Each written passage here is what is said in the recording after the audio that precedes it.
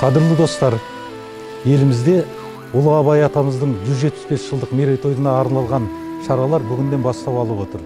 Осыған орай Семей қаласындағы физика-математика бағытындағы Назарбаев зияткерлік мектебінің ер азаматтары шаһарымыздағы Абай, Достоевский, Дариғай театр ұжымдарының бастамасына үн қосып, дала данасының қаламынан туған жел үстінде жарығай әнін назарларыңызға ұсынады.